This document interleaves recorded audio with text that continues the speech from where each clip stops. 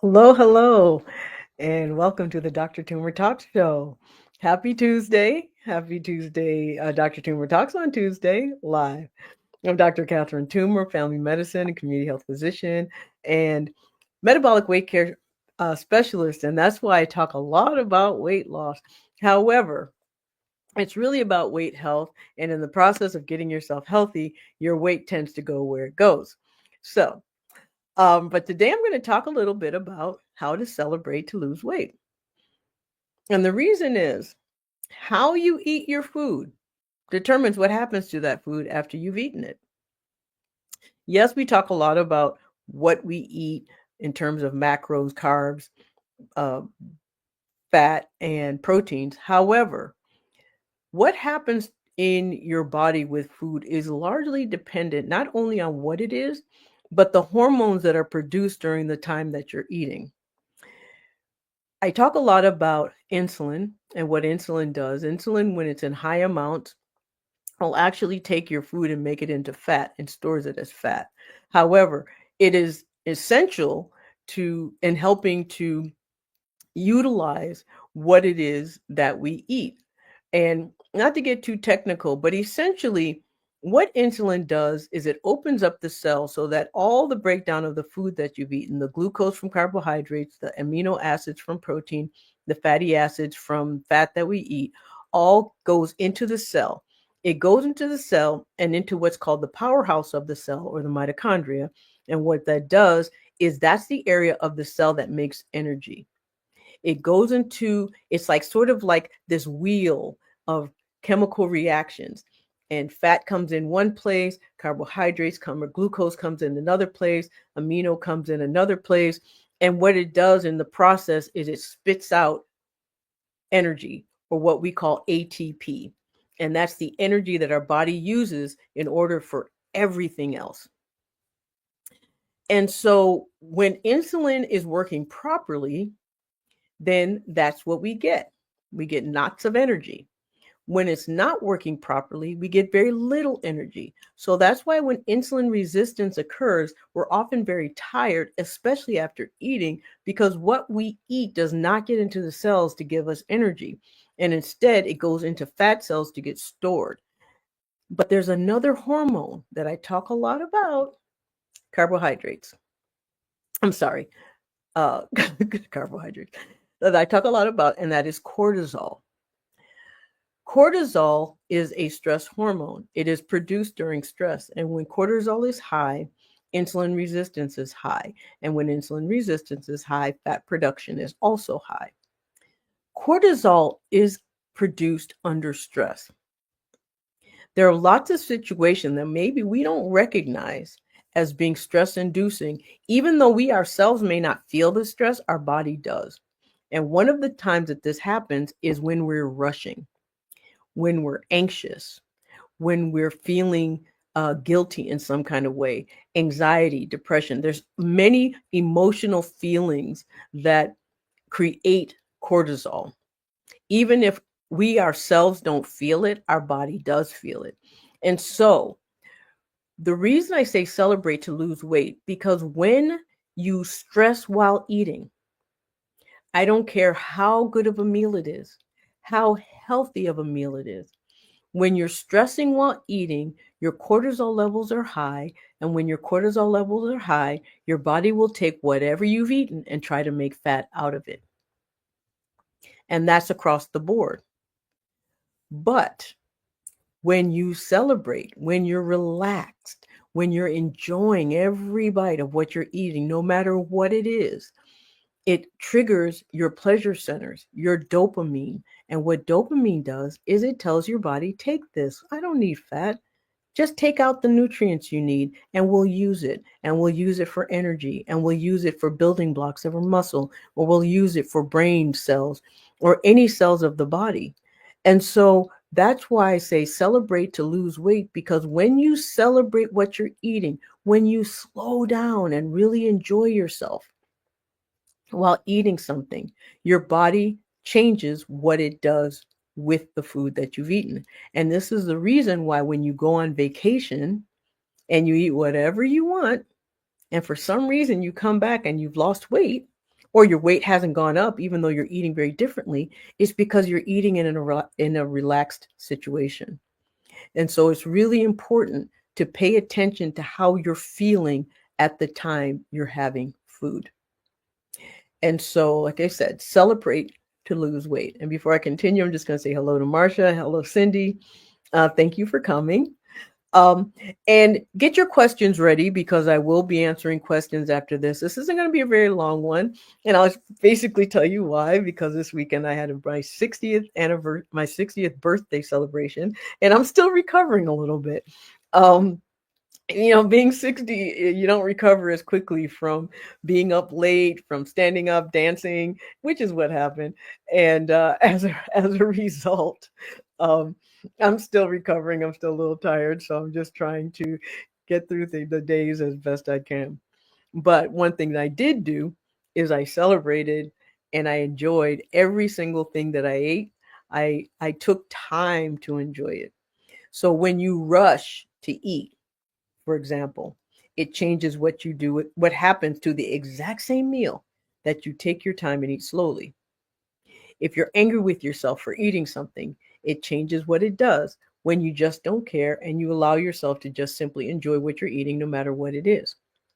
Now, there's some things that if you have glucose dysregulation, of course, if you eat things that are high in carbohydrates, high in sugar, your body's still going to try to make fat out of it, but it will make a whole lot more fat if you eat it in anger or guilt or anxiety, or, as opposed to really enjoying it, allowing yourself to react positively to the experience.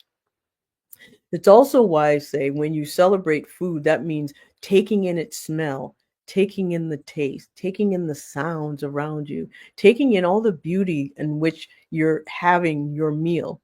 It's one of the reasons why we enjoy eating in beautiful settings, because it changes how we feel about what we're eating. And when you change how you feel about what you're eating, it changes what happens with what you're eating.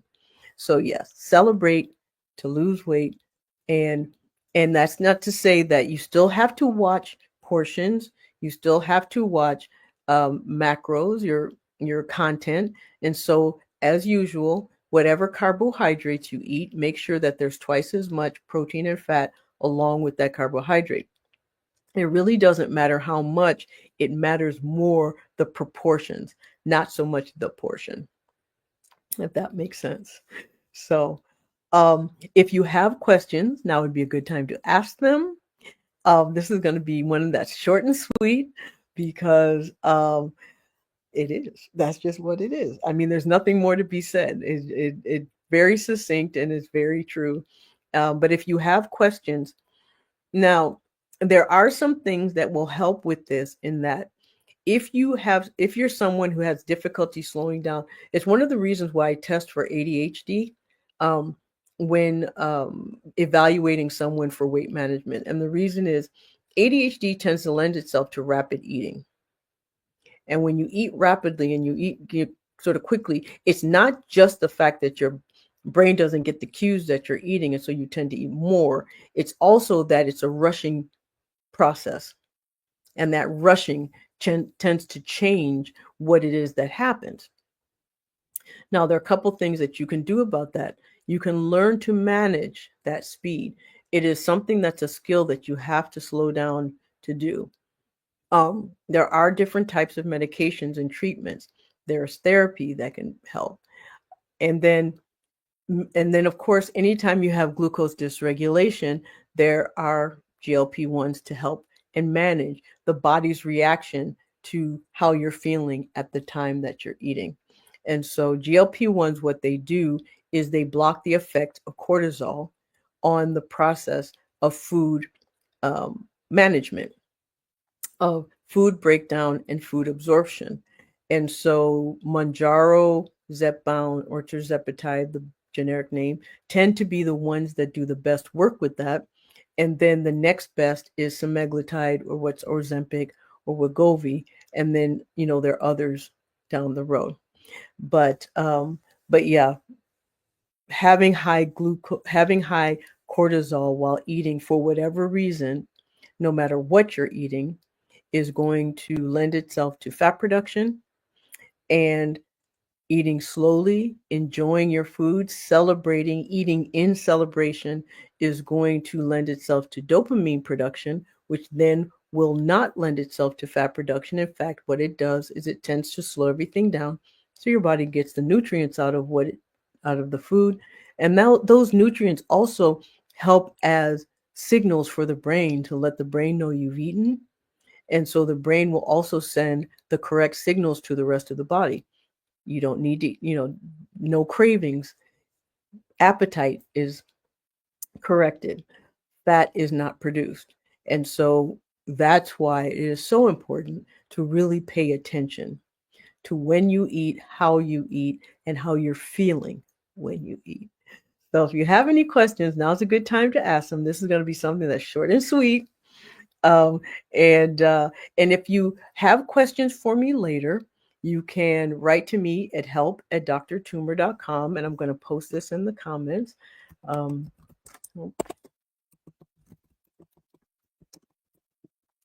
There is also a link on my website that if you'd like to get a strategy and plan consultation so that you can see what plan would work best for you. And it doesn't have to be for anyone who is overweight or has obesity. And the reason is weight gain is usually often an indication that there's some glucose dysregulation, no matter what your BMI is, no matter what your weight is. If your weight starts to go up, there's a biological, there's a psychological, and there's a social reason for this to happen. And having that evaluated and helping you make small little tweaks to prevent it getting worse or to prevent more of it happening is always a good time. Instead of waiting till there's a problem you have to reverse, it's much easier to prevent something from getting worse. And I didn't mean to rhyme, but I did. And so if you go to my website, which is drtumor.com, you can find all the links that you need there, and you can contact me and we can go from there. Also, if you find this information helpful, please share it on your pages, share it on your social media pages, share it with family and friends, have them subscribe to my YouTube channel, have them follow me on Facebook. You can as well. If you're listening and you find what I'm saying helpful, then subscribe to my YouTube channel or follow me on Facebook or follow me on Instagram or LinkedIn. We can connect there as well. Hello, Makita. Thank you for joining in. We were just talking about how we eat and how we're feeling when we eat changes what happens to food in our body. So are there any questions? And if you have questions later, like I said, you can write to me at help@drtumor.com, or you can actually write comments after the videos. If any of you have written, you know that I do respond to comments and questions on my videos. So you can always contact me there. Health at any cost. I just found you and am thrilled. I've gone from extremely ill to alive in 3 years on GLP-1s from 405 pounds at 5'1" to 125 pounds. Congratulations. A1C from 9 to 5. Wow. HFPEF gone and walking 7 to 8 miles a day. That is absolutely amazing. You should pat yourself on the back. Actually, you should pat yourself on the back and give yourself a huge hug. That is absolutely amazing. What this means is that your health is so improved. And so for people who say that, GLP-1s are cheating, this is a perfect example of how it's not. You cannot get those kind of results without there being something that's being treated. 1. 2, as you're treating, your behavior automatically changes because the very things that are keeping you from being motivated, that are keeping you from having the energy to do the things you need to do, are also the very things that make you gain weight and hold on to that weight and make it difficult to lose that weight. So once it's treated, the cause, the very, very cause of why your body takes very little calories and makes fat rather than fuel, once that's treated, suddenly all your other systems fall into place. And that includes your psychosocial systems. Everyone says thinks that it's because of your behavior, your discipline is the reason that you're in a situation you're in. What you don't realize, it's the other way around. It's a metabolic condition that changes your behavior and changes how you're feeling and changes what your body does. And so this is a wonderful thing. That's very good. Very happy for you. Um, Dr. Yolanda Washington. Hello, Dr. Toomer. Very good information. Thank you so much. Yes, you have worked very hard, and that is obvious. There's no way you could get those results without working hard. But what the GLP-1 has done has made that work you've put in actually do what it's supposed to do. So often what happens when we have glucose dysregulation, our body's trying to take calories and make fat instead of taking fuel and giving it to our muscles. So when you're exercising, your muscles are competing against that process. So when you use treatment, suddenly it shifts everything to where it's supposed to be. So all your hard work actually gives you more bang for your buck, so to speak. So yeah, walking 7 to 8 miles a day is amazing. And it does take a lot of discipline and it takes willpower, which is easier when you don't have a process in your brain fighting against it. And so that is absolutely pre-GLP-1s, 8 to 10,000 calories a day, on GLP-1, 1,200 calories a day over 3 years. Yeah. And partly because before you were on a GLP-1, your brain was telling you to eat more. Because what was happening is the food you were eating was not giving the right signals to your brain. So your brain kept saying, eat more, eat more, eat more, eat more, eat more. And now that your brain's getting the signal, it makes it so much easier to actually combine, eat the amount of food that you actually need, which is about 1,200 calories a day, especially at 5'1". That is accurate. And you're still getting all the nutrients. So your brain's now getting all the signals. You have done an absolutely amazing and perfect job of taking charge of your health on all levels. I mean, that's like textbook for the perfect way of how you get healthy. You treat in the way you need to treat, and then you behave in the ways that you need to behave once that treatment has made it so that all those behaviors actually give you the results that you deserve. One more brag. I will write privately, only lost my muscle. Yes. And that's because you did it properly. If you exercise and you eat properly, eat enough protein, then yes, you will not lose muscle. There's this myth that if you use a GLP-1, you automatically lose muscle. That is not true. You only lose muscle if you don't eat enough protein and you don't do any muscle work. So when you eat enough protein and you do the muscle work and you're on a GLP-1, suddenly all the things you eat, your muscle gets all the building blocks that it needs. And so if you don't eat enough protein when you're losing weight, your body will go after muscle to replace the protein you're not eating. And so the only way to maintain your muscle is to eat properly. Health at any cost, because I don't know your name otherwise. You have really just written a textbook of exactly what you're supposed to do and how you're supposed to do it. And no one says it's easy. It is not easy. It is still work. It's just that a GLP-1 makes it easier. It does not make it easy. You still have to put in the work. And this is a perfect example of how that work gives you more bang for your buck when the underlying cause is being addressed. EA says, and just well done. Please explain the difference between a regular craving and insulin resistance craving, if there is one. There isn't. Usually cravings are called, now there are two types. That's not true, actually. There are two types. There are cravings that you get because your body needs a particular nutrient, or it needs water. So it'll make you crave things that will replace what your body needs. So you may crave, if you need vitamin C, your body may have you craving fruit.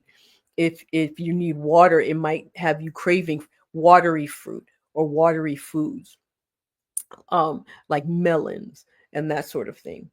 If you are under a lot of stress and your body's being depleted of vitamin B, it might have you crave things that have a lot of vitamin B in it, or D. If you're your immune system is being disrupted, and you have low vitamin D, there'll be foods that you'll start craving. If you're low in vitamin A, it would be carrots. If it just there are those cravings that are to replace the things that your body needs and feels like it doesn't have enough of. But then if you have carbohydrate cravings for food in general, especially carbohydrates, that is insulin resistance. And that insulin resistance can be caused by many reasons. One can be menopause, it can be chronic stress, it can be polycystic ovary syndrome, it can be from steroid use, it can be from low testosterone, change in hormones. I said menopause, but in men, it's a low testosterone can do the same thing. So yeah, insulin resistance cravings tend to be sugary and carb salty foods, and all the other things that cravings usually are because your body needs something and it makes you want to eat it to replace what it thinks you need. Usually when it comes to vitamin or mineral deficiency that your body makes you crave, it usually makes you crave healthier foods. Fruits and vegetables are used because that's where you get them. But when it's carbohydrates and salty carbohydrates or sugary carbohydrates, then usually that's insulin resistance for whatever reason. I need info on gaining weight. Okay. When you want to gain weight, you want to make sure that it's done in a healthy way. The way you gain weight is actually by making your body want food. And the best way to gain weight is through muscle. When you do muscle work, your body automatically increases its energy use. And when it increases its energy use, it immediately wants you to eat more calories. And so if you need to gain weight, you don't want to gain it in a way where you're also gaining cholesterol and you're gaining fat. You want to gain it in the form of muscle. Now, if you have your fat percentage is too low, yes, you want to gain some in fat, and the way you do that is by eating very caloric dense foods. So small amounts gives you a lot of calories, and that's how you gain weight. But the more protein, usually the better. And it can be plant-based proteins. It doesn't have to be animal-based proteins. And then adding calories in the form of healthy fats like avocados, adding a little bit of coconut oil to stews, for example, will help. Eating small meals throughout the day so that you can keep your caloric intake up, but not eating them in large portions. When you eat meals in large portions, your blood sugar tends to go up and you gain that weight in fat. When you eat it in small portions throughout the day, particularly if it's protein forward, what happens is you'll gain the weight, but it'll be in the form of muscle, not in the form of fat. You don't want to gain it in fat unless you absolutely need the fat. So that's how you gain weight. If there's an appetite issue and you're on medication that suppresses your appetite, then often what you'll need to do is cut back on that medication. If you're on medication that is absolutely essential and it causes like nausea or just makes it difficult for you to want to eat, then you treat the symptom that's keeping you from eating. And that's how you gain weight. Well, thank you for listening. Thank you for coming. Are there any other questions? And thank you, Barb. It's very nice to meet you. And well done. That is so impressive what you've done. Extremely impressive. Especially since, and this is something I just want to talk on because you said you went from 450 to 125. There's a huge psychological shift that has to happen in order for that for that weight loss, not only for it to happen, but also to maintain it. I don't think that people often give enough credit to the amount of fortitude it takes in order to psychologically go along and make those shifts. And so it's not just that you're healthy physically or that you're healthy physiologically. It's also that you're healthy psychologically. You allowed your psychological health to improve along with your physical health. And that is huge. And that should be commended and that should be commented on because it's not easy. That's often the hardest part of losing weight. Because when you treat the underlying cause, your body's going to take care of itself. It's not sabotaging yourself because you start seeing yourself as looking different or feeling different. It's not letting the naysayers kind of get into your head. It's not letting people tell you, oh my gosh, the people who are used to seeing you a certain way, who start making little, backhanded compliments. That is something that really, truly needs you to give yourself a hug and a pat on the back, because that is often the most difficult part of a significant weight loss process. As someone who's lost over 100 pounds, I'm 5 foot tall, I'm a little bit shorter. I didn't have as much weight to lose, but I understand on a lesser level what it is that it takes, the amount of psychological strength and bravery in order to do what you've done is really quite commendable. And I just want to say that you should really, really be proud of yourself. And don't beat yourself up if some of it starts to reverse a little bit here and there. Basically, weight loss is sort of like this. And so there are going to be times when you may go up. And depending on your age, menopause you may have to do things differently as you get older, just so that you can maintain it. Just because as your hormones start to shift, the things that your body needs in order to maintain that weight loss is going to change. And so just be aware, it's not all your behavior could be exactly the same, but your hormone changes can make everything different. So when that happens, don't beat yourself up, don't blame yourself, just get to the cause. And well, there you go. You've been in maintenance since mid-December 2024 and you're 64 years old. Absolutely fabulous. Oh my God, I'm just more impressed by every time you comment, to be honest. So that is so impressive. Well done. Just very, very well done. Dr. Matthews, thank you for continuing to educate on the very hot topic. Thank you, Dr. Matthews, for always chiming in and giving me lots of encouragement and giving me my props when they're due. So, or when yeah. No, that's just, I'm just still reacting to Barb because I'm just really, not to get emotional, but I absolutely know how hard that is. And so I just am so impressed. And I'm a crier. I tend to be, well, I'm not so much a crier as I am an eye watery person when I get, emotional. And this has also been a very emotional week for me because, at 60 years old, I didn't know I was going to make it to 60. There was a time when my health was at a place where I was not sure I was going to be here. And so when I hear stories like yours, Barb, at 64, and you're doing what you've done, I mean, you just extended your life in a way, and not even just extended the time, but the quality. And that's really what matters. Being able to move around, enjoy people around you, enjoy the world around you, and keeping yourself safe, psychologically safe, physically safe. I'm just so impressed. I'm gonna stop, but I'm just so incredibly impressed. So incredibly impressed. Sherry said it's very impressive, and that's very encouraging and extremely encouraging. Yeah, and that's the other thing. People act like because after you're a certain age, you can't do it. It's too hard. No, that's not true. It's never easy, but there are ways of making it easier if you have the guidance, guidance. So whoever helped you, Barb, you should also thank them because yourself as well. But clearly you have some good guidance. And because that is not an easy task to do, and especially not on your own. Oh, wow. You said during COVID you had DNR over your bed. I will email you. Okay, please do, because your story is amazing. I would love to talk to you some other time. And just so you guys know, again, share this with people who you find it may be helpful. Make sure you subscribe to my YouTube channel. Share or you can follow me on Facebook. Email me at Dr. Toomer. Help at drtoomer.com. You can also make consultation appointments with me through drtoomer.com.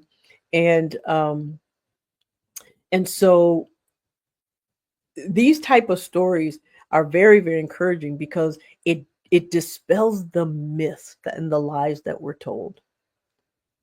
So Sherry says, at 49, and my weight loss journey has been a source of inspiration to younger staff members. And it should be. Good.